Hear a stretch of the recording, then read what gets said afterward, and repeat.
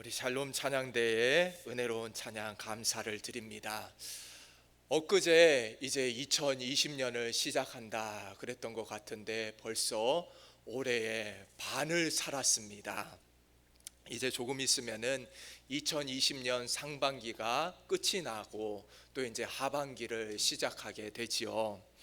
올해 상반기는 참 이 코로나 바이러스로 인해서 모든 것이 다 멈췄습니다. 교회 사역도 그렇고 여러 가지 국가적으로도 멈춘 것들이 너무나도 많이 있었지요. 하지만 또 저희들도 이런 코로나를 핑계 삼아서 우리 자신도 영적으로 머물러 있지는 않았는지 우리 자신을 한번 돌아봐야 되겠다, 이런 생각을 하게 되었습니다. 이제 상반기를 마무리하면서 우리 스스로 우리 영적인 상태를 한번 점검해 보면서 오늘 예배를 통해서 다시 한번 더 결단하고 다짐하면서 하나님 앞에 마음을 새롭게 할 수 있는 그런 시간이 되기를 원합니다.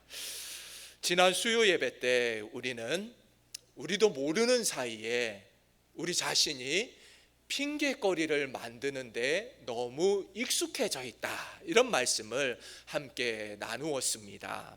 만약에 삭개오가 예수님을 만나러 갔는데 사람들이 너무 많아서 오늘은 안 되겠다 이러고 그냥 돌아갔다면은 주님의 은혜를 경험하지 못했을 것입니다.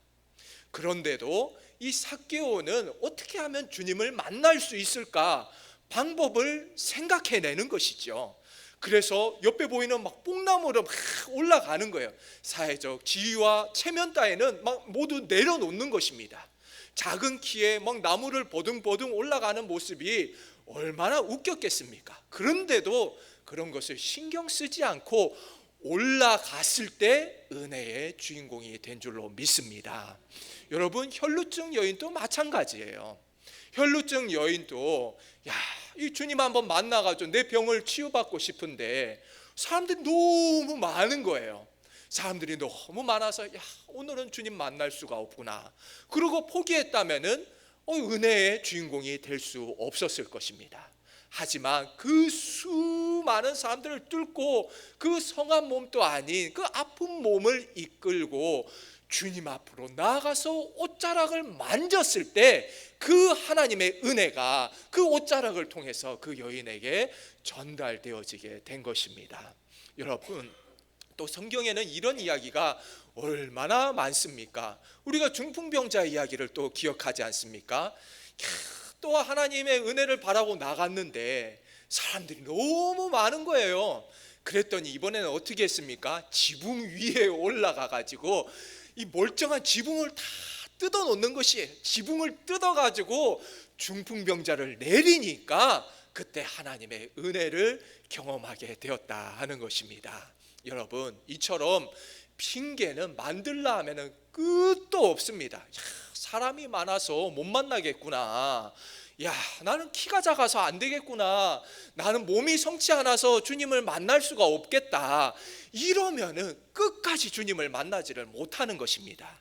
여러 가지 어려운 장애물이 있다 할지라도 그것을 뚫고 나가고 하나님 만나기를 애쓸 때 그때 하나님께서 저에게 큰 은혜를 베풀어 주실 줄로 믿습니다. 저는 오늘 상반기 마지막 주일 예배를 드리면서 우리 자신을 한번 점검해 보았으면 좋겠습니다. 그동안 우리 마음이 너무 이렇게 느슨하게 풀어져 있지는 않았는지, 이 코로나 바이러스를 우리가 계속해서 조심하기는 해야 되지만 그럼에도 이 코로나 바이러스가 우리에게 핑계거리가 되어서는 안 되겠다. 이게 핑계거리가 되면은 끝도 없는 거예요. 이래서 못 나오고 저래서 못 나오고 아무것도 못하게 된다 하는 것이지요. 이제는 우리가 풀어져 있던 마음을 바짝 쪼아서 다시 한 번 더 하반기에는 우리가 힘을 내어서 주의 일을 할 수 있기를 바랍니다.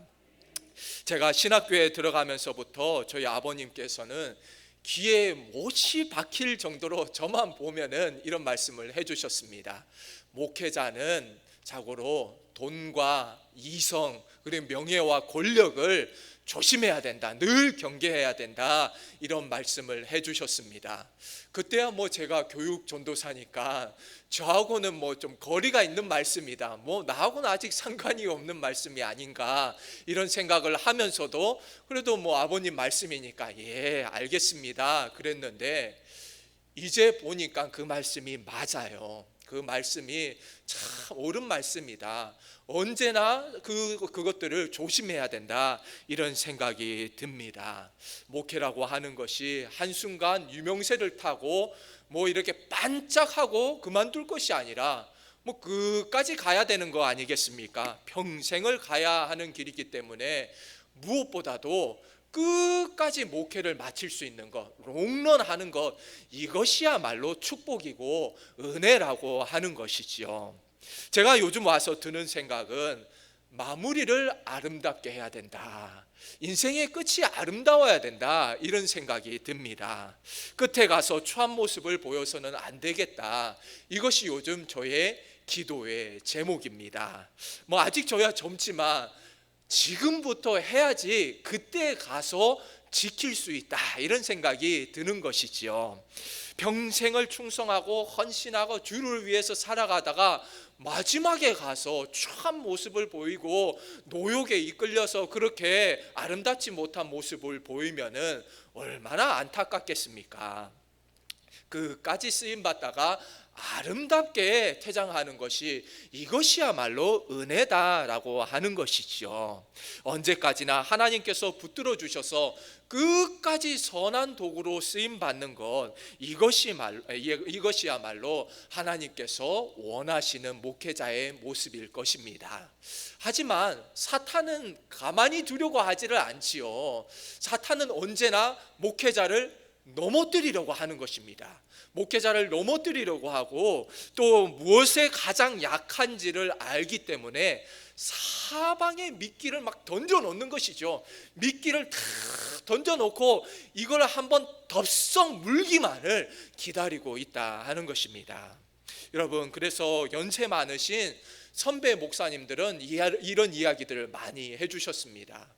목회는 살얼음판을 걷는 것과 같아, 이런 말씀을 해주셨어요. 그래서 언제나 조심하고 또 조심해야 된다, 이런 얘기를 해주셨습니다. 여러분, 오늘 말씀에는 다윗 왕이 등장을 하고 있지요. 다윗 왕이 누구입니까? 이 블레셋의 장수 골리앗을 쓰러뜨린 하나님께 귀한 이런 쓰임을 받은 그런 믿음의 왕이 아니었습니까? 하나님과 사람 앞에 인정을 받고 큰 사랑을 받았습니다. 그리고 전쟁의 영웅이었고 또 훌륭한 정치가였고 이스라엘의 태평성대를 이룩한 민족적인 영웅이었습니다. 그렇기 때문에 오늘 우리가 읽은 말씀이 더욱더 안타깝게 우리에게 다가오는 것이지요. 오늘 본문은 이처럼 훌륭한 다윗 왕의 인생에 있어서 한 가지 옥의 티라고 할 수 있는 그런 사건을 기록하고 있습니다. 그것은 바로 다윗 왕 자신을 위해서라면 목숨도 아끼지 않고 버릴 수 있는 그런 충성스러운 신하의 아내를 범하는 그런 일을 기록하고 있는 것입니다. 여러분, 오늘 말씀이 우리에게 주는 교훈이 무엇이겠습니까? 다윗처럼 하나님 앞에 인정을 받고 하나님 앞에 크게 쓰임을 받은 사람이라 할지라도 넘어지는 것은 한순간이라고 하는 것입니다. 여러분, 이런 믿음의 용사라 할지라도 골리앗을 쓰러뜨린 이런 용사라 할지라도 넘어지는 것은 단 한순간이라고 하는 것입니다. 그래서 늘 깨어있지 않으면은 제 아무리 믿음이 좋은 사람이라 할지라도 언제든지 넘어질 수 있다 하는 것이지요. 따라서 우리는 언제나 겸손하게 성령께서 우리를 붙들어 주시도록, 언제나 성령께서 저희를 붙들어 주셔서 넘어지지 않도록 간구해야 될 줄로 믿습니다. 우리 또한 언제든 죄 앞에서 다윗처럼 무너질 수 있는 그러한 연약한 사람임을 먼저 인정을 해야 되는 거예요. 먼저 인정을 하고 고백하면서 주여 저희는 연약합니다, 한순간도 저희를 놓치지 마시고 저희를 붙들어 주시옵소서, 이렇게 기도해야 하는 것입니다. 여러분, 성경에는 수많은 믿음의 사람들의 이야기가 나오고 있지 않습니까? 아브라함부터 시작해서 수많은 사람들의 이야기가 나오고 있지요. 그런데 오늘 다윗처럼 이렇게 그들의 숨기고 싶은 부끄러운 과거까지도 다 성경은 일일이 다 말씀하고 있는 것이에요. 아브라함도 부끄러운 그런 일들이 있었고, 다윗도 부끄러운 일이 있고, 야곱도 부끄러운 일이 있고, 그런 믿음의 조상들도 다 부끄러운 일들이 있었습니다. 그런데 이러한 이야기들을 숨기지 않고 다 일일이 기록하고 있는 것은 이것을 반면교사로 삼아서 너희들은 이런 일들을 범하지 말라고 하는 것입니다. 이런 믿음의 조상이라 할지라도 한순간에 넘어질 수 있으니까 너희들은 언제나 깨어 있으라, 그것을 성경이 우리에게 말씀해 주고 있는 것입니다. 여러분, 지난 시간에 우리가 삼손에 대해서 함께 말씀을 나눌 때에도 하나님께서 우리를 이 영적 전쟁에서 군사로 불러주셨다, 이런 이야기를 함께 나누었습니다. 그런데 우리가 신앙생활을 하다 보면은 이것을 잊고 살아갈 때가 참 많다 하는 것이지요. 오늘 말씀에 나오는 다윗이 바로 그런 사람이었습니다. 다윗은 용사였고 위대한 전쟁 영웅이었습니다. 여러분, 다윗은 어디에 있을 때 가장 빛이 납니까? 바로 전쟁터에 있을 때 가장 빛이 나는 것이에요. 용사는 전쟁터에 있을 때 가장 멋있고 빛이 난다 하는 것입니다. 그리고 그것이 바로 다윗의 사명이었다 하는 것이죠.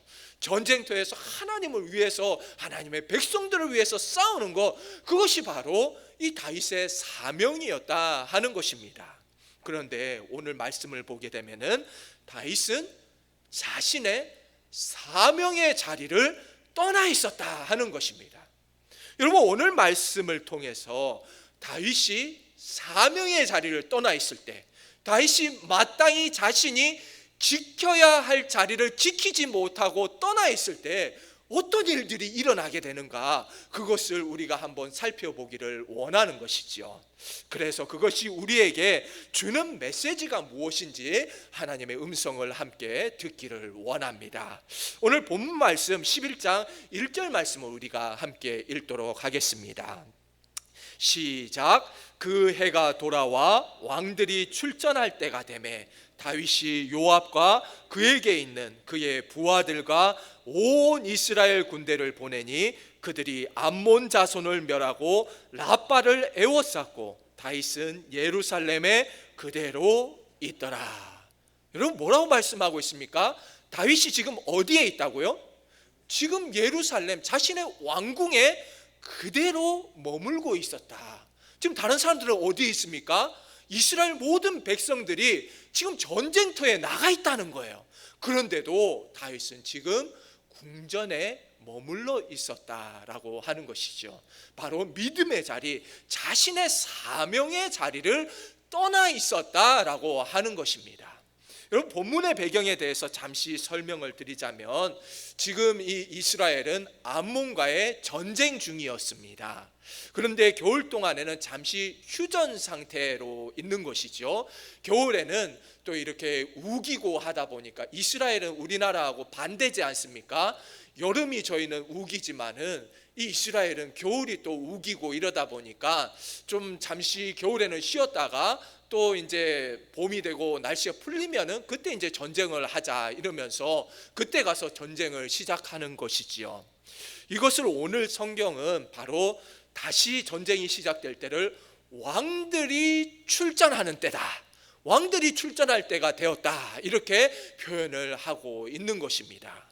여러분, 성경은 분명 왕들이 출전할 때가 되었다, 왕들이 나가야 되는데 다윗 왕은 지금 어디 있느냐라고 하는 것이죠.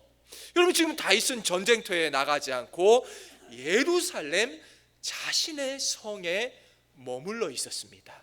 그것도 낮잠이나 자면서 저녁에 되어서나 일어나 가지고 어슬렁 다니고 있는 것이에요. 여러분, 좀 생소한 것이죠.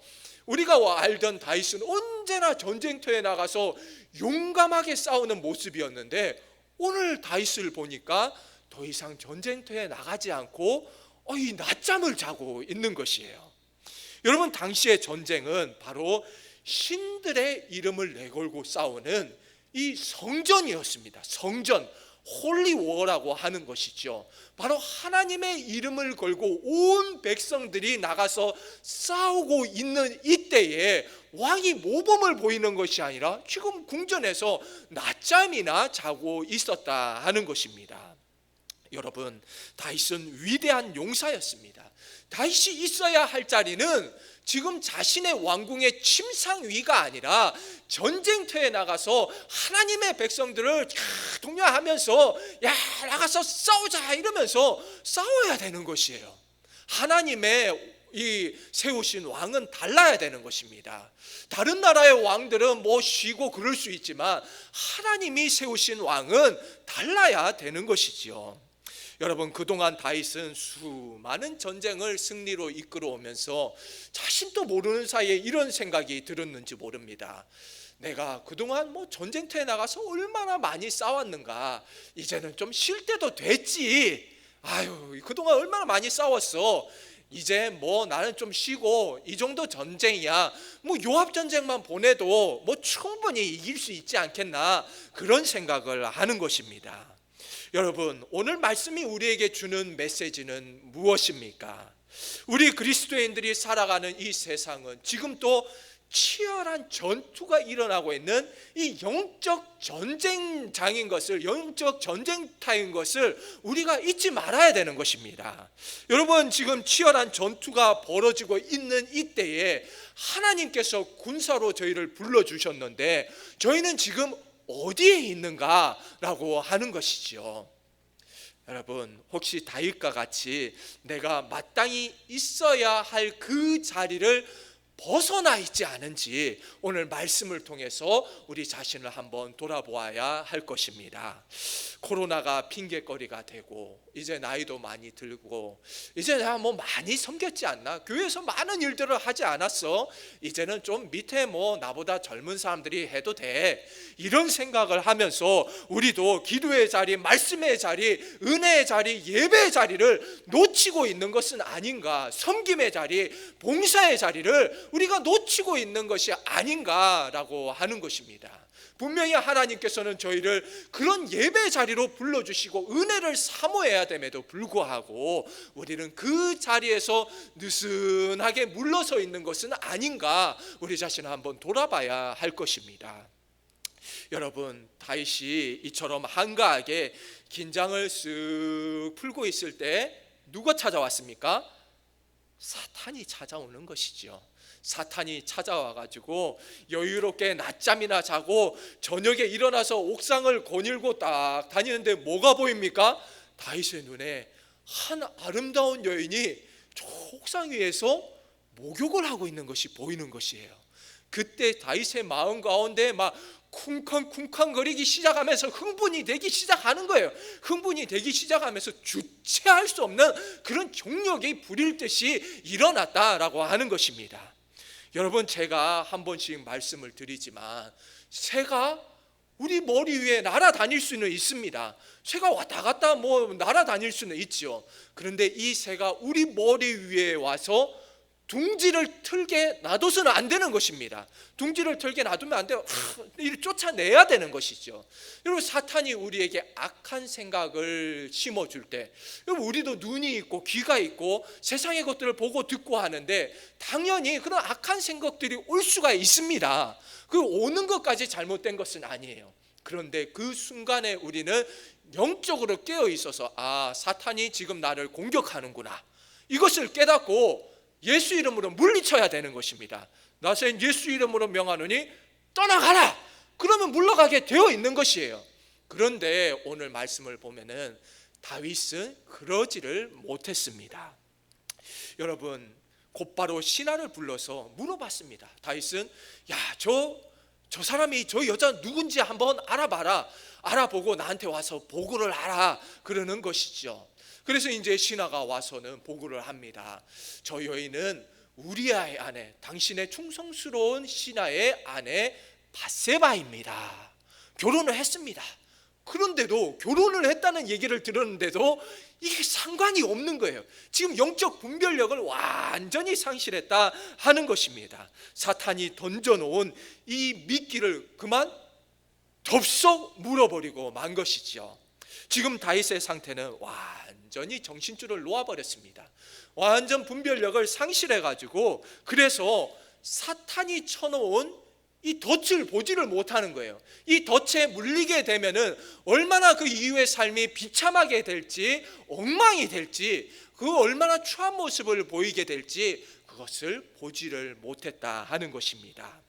여러분, 이처럼 긴장이 풀어지고 느슨해지면은 한순간에 넘어가게 되어 있습니다.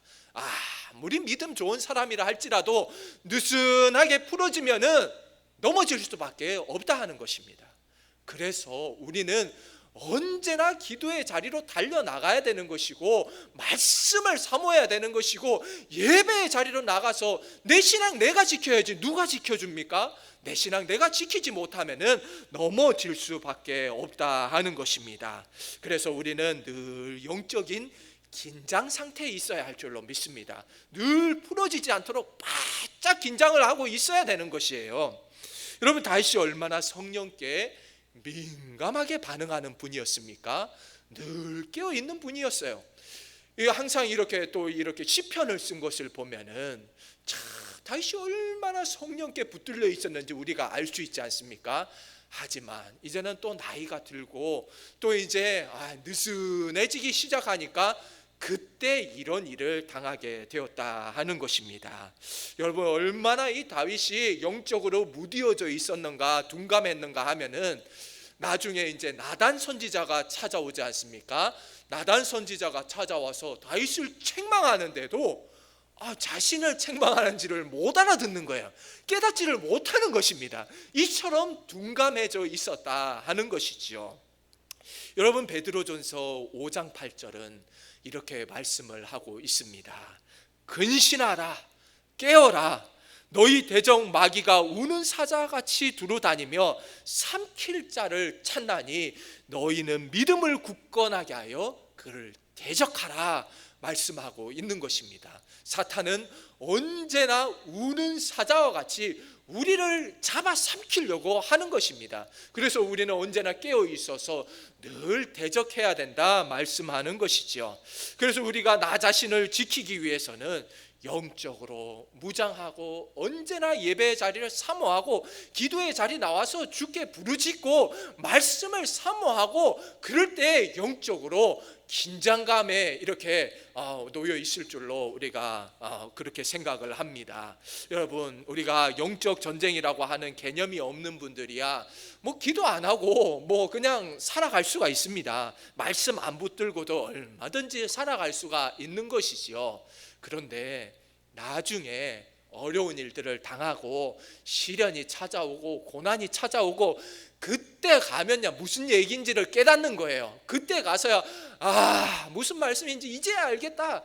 여러분, 진작에 깨달으면 얼마나 좋습니까? 빨리 그것을 깨달으면 얼마나 좋느냐 하는 것입니다. 여러분, 어쨌든 중요한 것은 우리가 영적인 긴장을 놓쳐서는 안 된다. 언제나 항상 늘 깨어 있어야 된다. 늘 깨어 있어야 바른 영적인 판단을 내릴 수가 있고 분별력을 가질 수가 있는 것입니다. 여러분, 하나님께서 우리 삶에 이렇게 그어 주신 선이 있습니다. 너희들 이 선은 절대 넘어가지 말아라. 이렇게 우리 인생에 그어 주신 선이 있지요. 그런데 이 다윗이 긴장이 풀어지게 되니까 그 선을 넘어버리는 것입니다. 여러분, 그래서 다윗은 이제 사람을 보내서 밧세바를 자신에게 데려오게 되는 것이죠.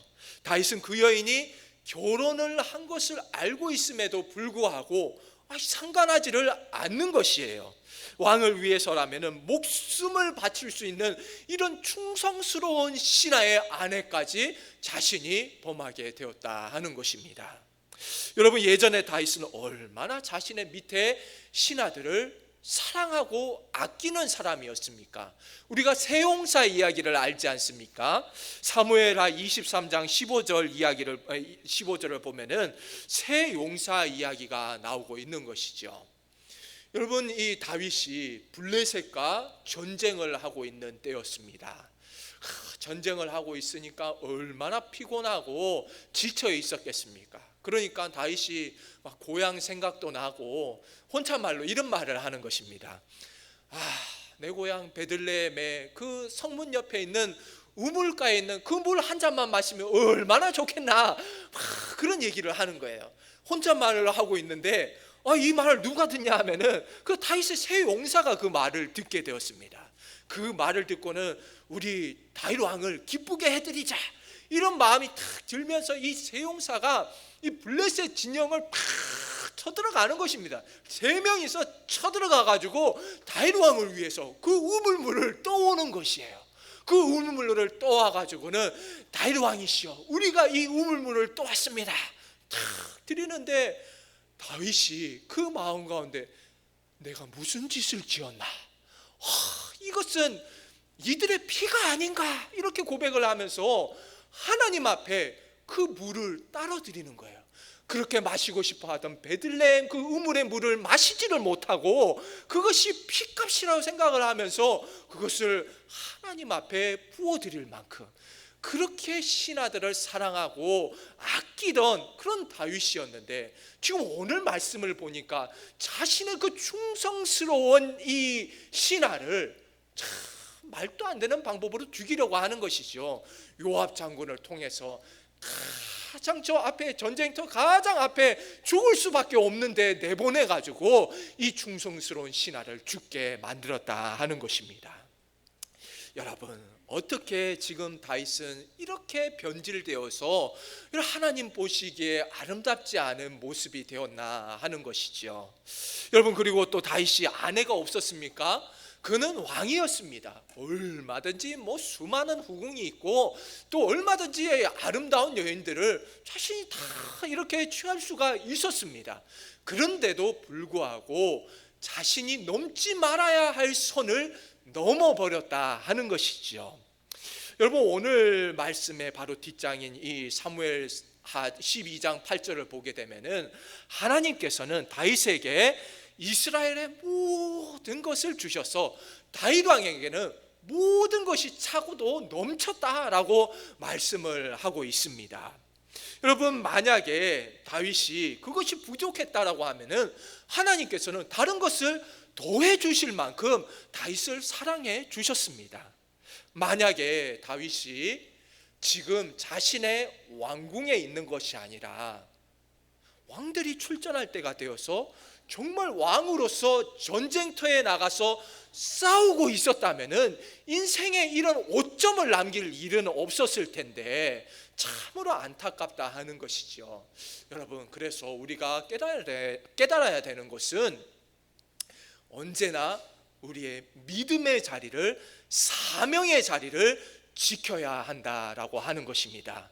우리가 기도의 자리, 말씀의 자리, 은혜의 자리에 나올 때 우리의 신앙을 우리가 지킬 수가 있다 하는 것이지요.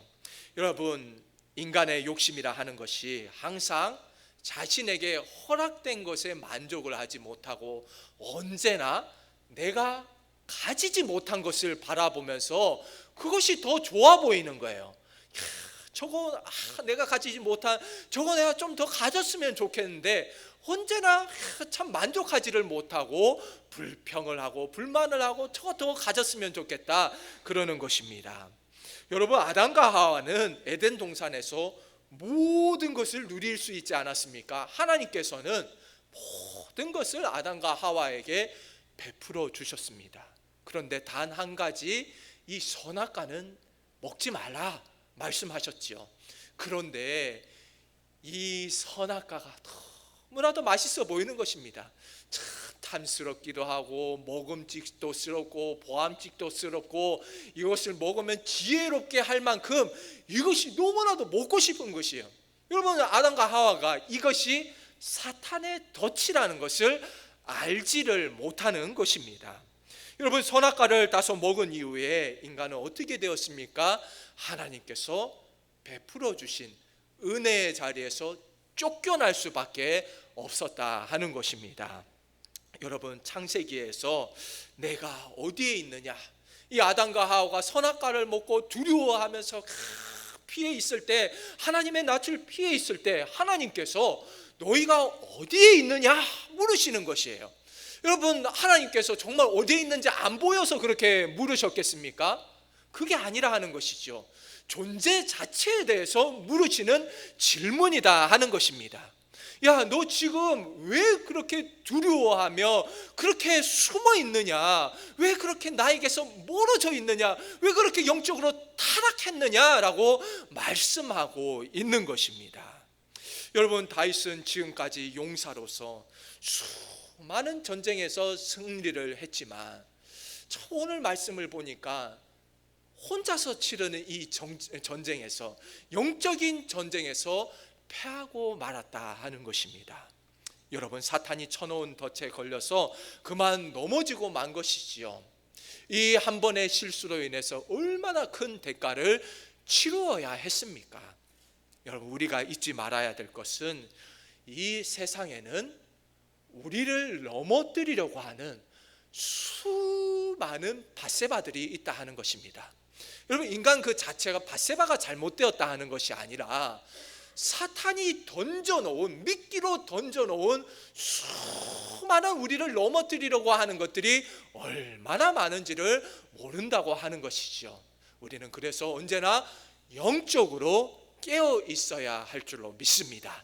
언제나 기도의 자리에 나와서 기도하고 말씀으로 무장하고 있을 때 우리는 그것을 물리칠 수 있다 하는 것이죠. 영적으로 깨어 있지 않으면은 당할 수밖에 없는 것입니다. 사탄이 쳐놓은 그 미끼에 덫에 걸려들 수밖에 없다 하는 것입니다. 여러분, 그러기 위해서는 우리가 이 하반기가 되어서는 다시 한 번 더 힘을 내어서 우리가 은혜의 자리를 사모하고 하나님께서 허락하여 주신 사명의 자리를 우리가 놓치지 말아야 될 것입니다. 다윗처럼 그 사명의 자리를 떠나 있을 때 우리는 넘어질 수밖에 없다는 것을 우리가 기억하면서 올 하반기에는 더욱더 믿음의 자리, 우리 사명의 자리에서 하나님 앞에 충성하실 수 있는 우리 모든 세연의 가족들 되시기를 주님의 이름으로 축복합니다. 함께 기도하겠습니다.